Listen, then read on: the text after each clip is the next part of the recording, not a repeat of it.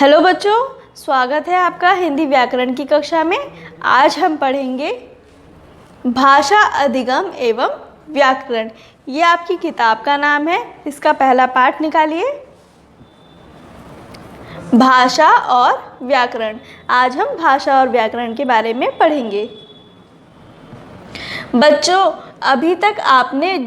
हमने अभी तक क्या पढ़ा था? भाषा वह साधन है जिसके द्वारा हम अपने मन के विचार दूसरों तक पहुंचाते हैं और दूसरों के विचार ग्रहण करते हैं। आपने भाषा की परिभाषा में ये पढ़ा था। भाषा का विकास कैसे हुआ? अब हम भाषा का विकास किस तरह से हुआ और कैसे हुआ वो हम पढ़ेंगे। प्राचीन काल में जब भाषा नहीं थी तब मनुष्य संकेतों से अपनी बात दूसरों को समझाता था। धीरे धीरे उसने अपने विचारों को प्रकट करने के लिए पत्थरों, चट्टानों पर कुछ संकेत या चिन्ह बनाने आरंभ कर दिए थे। इन संकेतों की सहायता से विचार का आदान प्रदान कुछ आसान हो गया था। फिर जैसे जैसे मनुष्य सभ्य होता गया वैसे वैसे उसे अपने मन के विचारों को प्रकट करने के लिए एक साधन की ज़रूरत महसूस हुई। इसी के फलस्वरूप भाषा का विकास हुआ। भाषा का रूप बार बार बदलता रहा है। अनेक वर्षों के बाद भाषा का एक निश्चित स्वरूप बना। आज के समाज में भाषा का एक विशेष महत्व है। हमने भी पढ़ा कि भाषा पहले जब भाषा नहीं थी तो कैसे बात करते थे लोग? संकेतों के माध्यम से बात करते थे। जैसे किसी पत्थर पर या चट्टान पर कुछ संकेत बना करके हम एक दूसरे को अपनी बात समझाते थे। फिर धीरे धीरे ये भाषा की आवश्यकता हुई और भाषा विकसित हुई। जो आज रूप है वो भाषा का विकसित रूप है। आगे है, मनुष्य ही नहीं पशु पक्षी भी अपने मन के भावों को प्रकट करते हैं, लेकिन उनकी भाषा हमारी भाषा से अलग है। वे विभिन्न आवाज़ों और संकेतों से अपनी भावनाएं प्रकट करते हैं। केवल मनुष्य ही नहीं ऐसा प्राणी है जो भाषा के माध्यम से अपने मन के भावों का आदान प्रदान करता है। जो पशु पक्षी होते हैं, आपने देखा है उनकी आवाज़ें कैसी अलग अलग, हर एक पशु पक्षी होते हैं, सबकी आवाज़ अलग अलग होती है। वो अपनी ही भाषा में अपने भावों को प्रकट करते हैं। भाषा के रूप, भाषा के दो रूप होते हैं, मौखिक भाषा, लिखित भाषा। अगला प्रश्न है, मौखिक भाषा क्या होती है? एक लड़की बनी है और ये क्या कह रही है? स्कूल में बाल सभा का आयोजन हुआ। चित्रिशा ने प्रदूषण की समस्या पर भाषण दिया। उसने बोलकर अपनी बात कही। अध्यापिका ने उसे सुनकर बधाई दी। इसमें भाषा की कौन सा रूप का प्रयोग हो रहा है? मौखिक रूप का प्रयोग हो रहा है।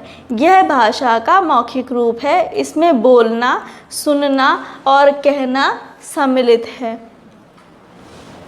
अब है भाषा का लिखित रूप। ये एक लड़की है, ये कुछ लिख रही है। दिव्या ने अपनी सखी को पत्र लिखा। पत्र को पढ़कर सखी बहुत प्रसन्न हुई। उसने भी पत्र लिखकर बधाई दी। अब इसमें भाषा का लिखित रूप प्रयोग हो रहा है। यह भाषा का लिखित रूप है। इसमें लिखना और पढ़ना सम्मिलित है। भारत की भाषाएं। अब भारत की भाषाओं के बारे में पढ़ेंगे। भारत के संविधान में 22 भाषाओं को मान्यता दी गई है। भारत जो है बहुभाषीय देश है, तो यहाँ पर 22 भाषाओं को मान्यता दी गई है। आइए देखते हैं कौन कौन सी भाषाएं हैं। असमिया, बंगला, बोडो, डोगरी, गुजराती, हिंदी, कन्नड़, कश्मीरी, कोंकणी, मैथिली, मलयालम, मणिपुरी, मराठी, नेपाली, उड़िया, पंजाबी, संस्कृत, संथाली, सिंधी, तमिल, तेलुगु, उर्दू। ये 22 भाषाओं को मान्यता दी गई है। हिंदी को भारत की राष्ट्रभाषा एवं राजभाषा के रूप में मान्यता दी गई है। लिपि किसे कहते हैं? भाषा को बोलते समय जो ध्वनियाँ हमारे मुख से निकलती हैं, उन ध्वनियों को लिखने के लिए कुछ चिन्ह निश्चित किए गए हैं। ये चिन्ह ही लिपि कहलाते हैं। जो हम भाषा लिखते हैं उसे हम लिपि कहते हैं। भाषा के लिखने के ढंग को लिपि कहते हैं। प्रत्येक भाषा की अपनी लिपि होती है और हर एक भाषा की अपनी अपनी लिपि होती है जिसमें वो भाषा लिखी जाती है। जैसे हिंदी, संस्कृत एवं मराठी की लिपि कौन सी है? देवनागरी लिपि है। पंजाबी की गुरुमुखी लिपि है। अंग्रेज़ी की रोमन लिपि है। उर्दू की लिपि फारसी है। आगे देखेंगे, अगला प्रश्न है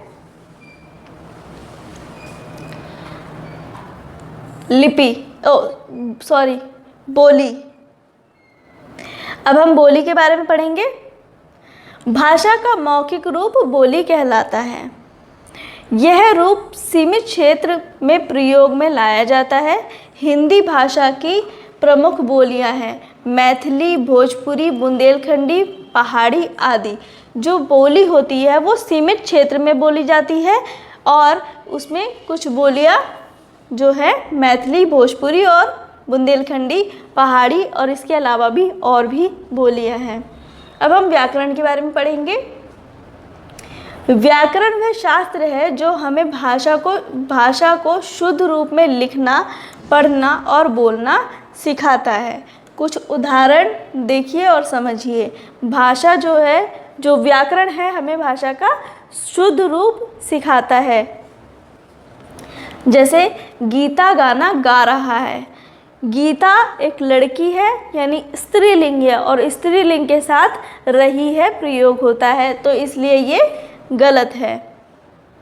कल जाना है कोलकाता मुझे, ये सेंटेंस में ये जो पंक्ति है इसमें जो ये गलत तरीके से लिखा गया है। ये कैसे होगा? मुझे कल कोलकाता जाना है। तेरे को मैंने देना है, ये भी गलत तरीका है, ये व्याकरण की गलती है। परीक्षा, डिब्बा, परमात्मा, ये गलत तरीके से इसमें मात्राओं की गलती है। अब हम यहाँ पर पढ़ेंगे इन चारों उदाहरणों में कुछ न कुछ अशुद्धि है। हमने अभी पढ़ा ये कुछ न कुछ अशुद्ध दिख रहे थे और हमें ये गलत लग रहे थे।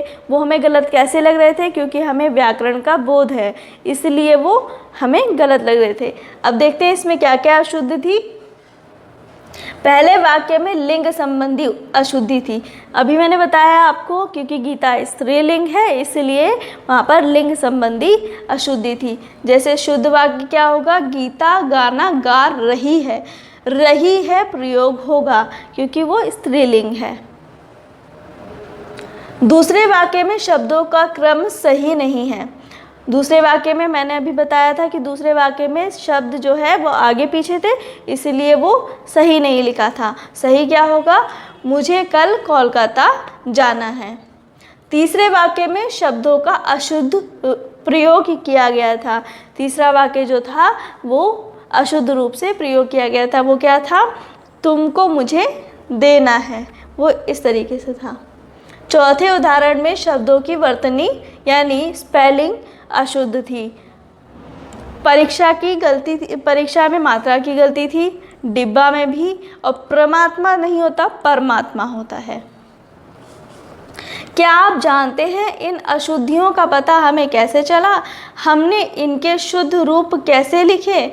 यह सब ज्ञान हमें व्याकरण ने दिया है।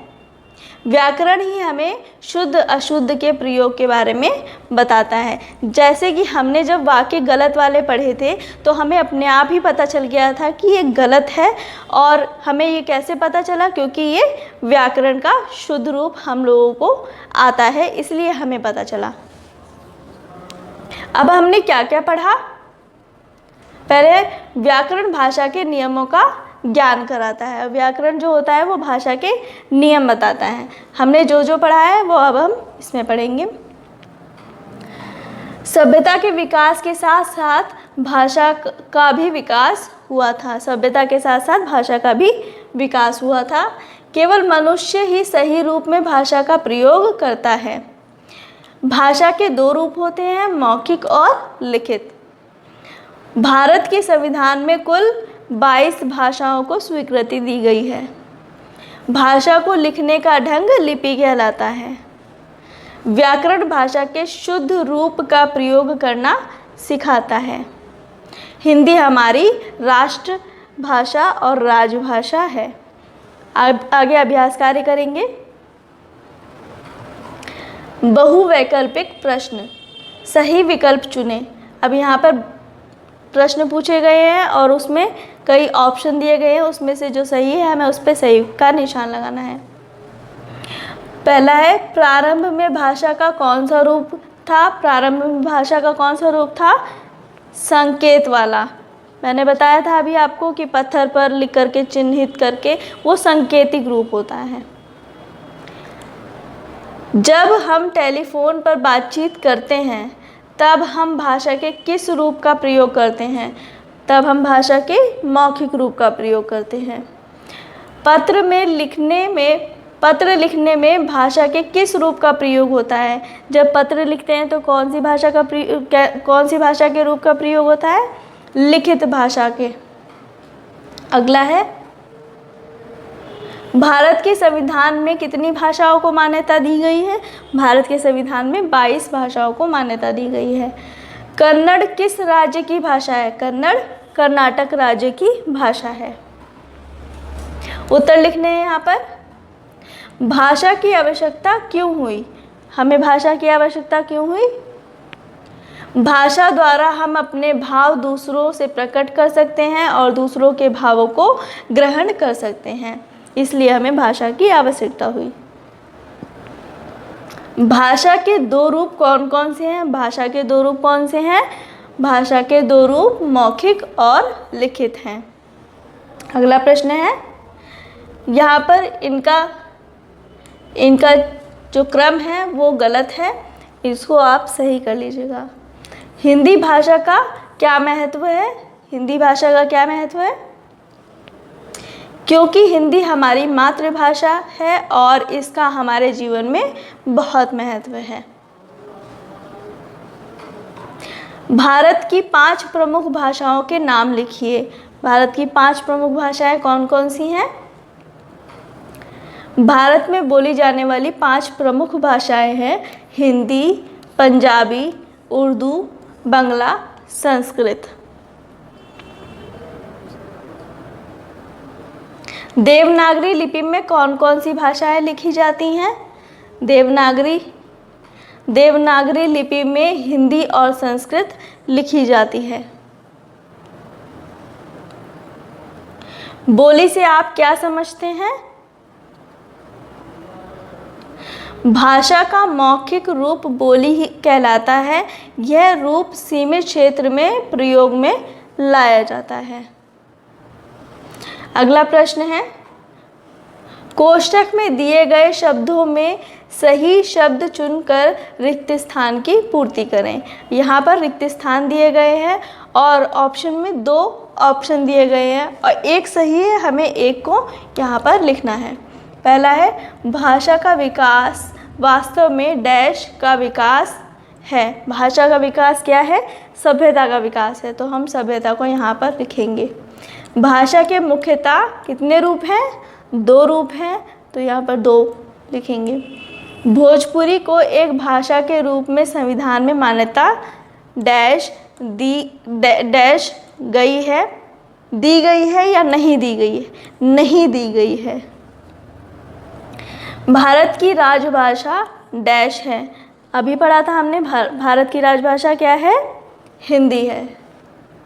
मलयालम डैश में बोली जाती है। मलयालम केरल राज्य में बोली जाती है। भाषा के नियमों का ज्ञान डैश से होता है। भाषा के नियमों का ज्ञान हमें किससे होता है? व्याकरण से होता है। अगला प्रश्न है,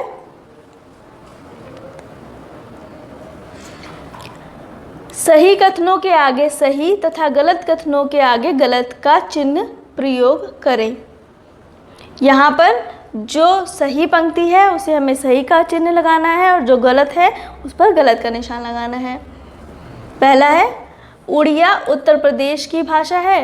नहीं, उत्तर प्रदेश की भाषा उड़िया नहीं है, तो ये गलत है। पंजाबी फारसी लिपि में लिखी जाती है। नहीं, पंजाबी तो गुरुमुखी लिपि में लिखी जाती है, तो ये गलत है। बंगला देवनागरी लिपि में लिखी जाती है। हाँ, बंगला देवनागरी लिपि में लिखी जाती है। भोजपुरी बोली मानी जाती है। हाँ, भोजपुरी बोली मानी जाती है। असम की भाषा डोगरी है। नहीं, यह गलत है, असम की भाषा असमिया है। सही मिलान करें। हिंदी क्या है? राष्ट्रभाषा है। मैथिली बिहार की भाषा है।